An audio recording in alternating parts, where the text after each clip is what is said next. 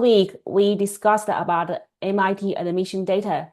Do you want to add a few more things about this? Well, not too much. There has been more data that have come out, and some schools, not all, but a number, have shown decreases in Black and Hispanic admissions. Some have actually shown small increases, but there was an interesting article that was in the Wall Street Journal recently that said, yeah, this is what happened in California back when they passed, I think it was Proposition 209, which said that California could not discriminate in admissions on the basis of race. But in this article, it said, after a few years, things stabilized. And in fact, what really happened was that graduation rates, once the number of admissions of Blacks and Hispanics and so on had stabilized back to where it had been, the graduation rates were much higher because they were only admitting qualified students.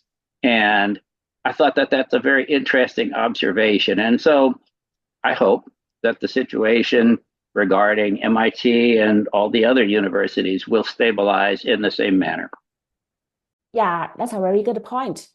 I also have my thoughts about this because I think if you are Black or Asian or Hispanic, it doesn't necessarily make you disadvantaged group because, for instance, some Chinese people may come from very rich or powerful class in China.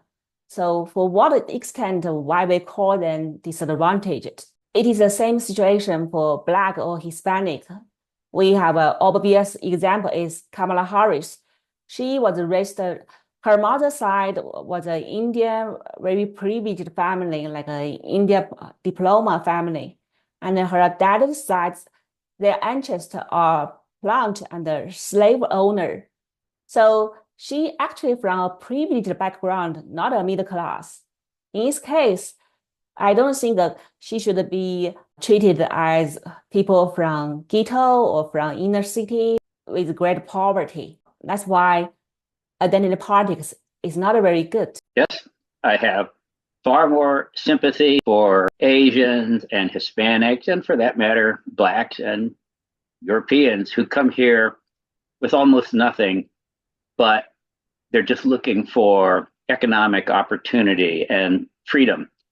I have a lot of sympathy for those people, but I have no inherent sympathy simply because you're Asian or you're Black. If you're a rich Black person, tell me how you've been discriminated against. Okay, thank you very much. That's good for today. And I look forward to discuss with you next week. Bye. Bye.